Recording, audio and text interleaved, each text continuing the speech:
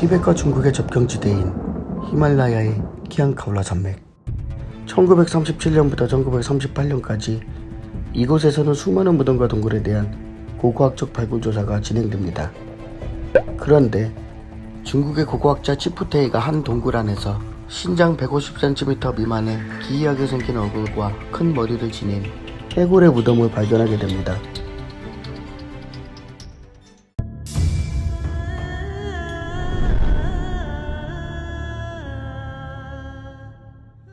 그리고 주변에서 여러 개의 상형 문자가 새겨져 있는 직경 8cm의 수백여 개 원반 형태의 비문을 함께 발견하게 되는데, 그리고 무덤 벽에는 떠오르는 태양의 조각 흔적과 별, 달, 산, 하늘 등을 연결하는 점선들의 형태도 함께 발견됩니다. 당시 그는 이것이 오래된 영장류 또는 고릴라일 것이라 생각하는데, 그 후로 20년 후 원반 디스크의 암호가 해석되기 전까지는 말이죠. 그와는 별도로 1947년 북인도에서 연구하던 영국의 카를로빈 에바스 박사는 티벳의 달라이라마가 주었다고 하는 디스코 모양의 유물을 보게 됩니다. 이에 박사는 이것이 두조파 유물이라는 말을 전해 듣고 유물에 대해 더 자세히 알고자 티벳으로 향합니다. 그런데 티벳에 도착한 박사는 제14대 달라이라마로부터 뜻밖의 이야기를 전해 듣습니다. 티벳의 깊은 산 속에 외계인들의 부락이 있다는 말이었죠. 이에 박사는 사비로 팀을 꾸려 외계인의 마을을 찾아 나서게 됩니다. 그 과정에서 중국 정부와 현재의 세르파의 비업체에 시달리던 중 티베트인들의 도움에 가까스로 히말라야의 눈보라 속에서 그들을 찾게 되죠. 에반스 일행은 약 6개월간 생활하며 그들의 역사와 전통을 배웁니다.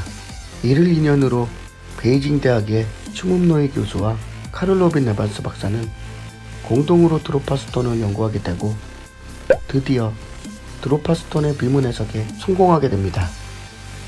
추문노이 교수의 발표에 의하면 드로파 외계인들은 12,000여 년 전 우주성가를 넘어 지구를 탐사하다가 티벳의 높은 산에서 기계 결함으로 추락했다고 합니다. 기술자가 모두 죽게 되어 정착하게 되었으며 아이를 포함한 10여 명이 동굴 안에서 생활하다가 자신들만의 부락을 형성하게 되었고 현지인들과의 혼혈 자손을 갖고 살아왔다는 것입니다. 추문노이 교수의 이런 발표는 중국 정부 학계의 방해로 은폐되었습니다. 결국 충 교수는 일본으로 넘어가 운둔 생활을 합니다.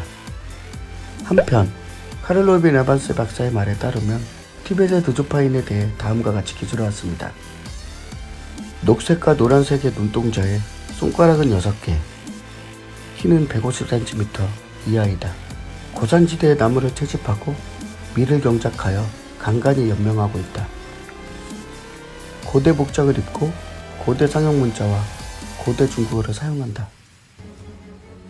스스로를 드조파인이라고 부른다. 그들은 현지인과 혼혈 자손을 갖고 진화한 결과 지금의 모습이 되었다. 지금의 중국은 90% 이상의 한족과 50억의 소수민족으로 이루어져 있다고 합니다. 중국 정부에 의해 은폐된 드조파인. 한 국가의 구성원으로도 인정받지 못하는 이들은 도대체 어디서 어떻게 외로운 삶을 살아가고 있을까요? 한편 1995년 많은 중국의 언론들은 외계인의 후손인 드조파인들이 바양카라올라 지역에서 120여 명이 생존하고 있다고 보도했습니다. 이들은 과연 외계인의 후예인가? 아니면 또 다른 57번째 소수민족인가?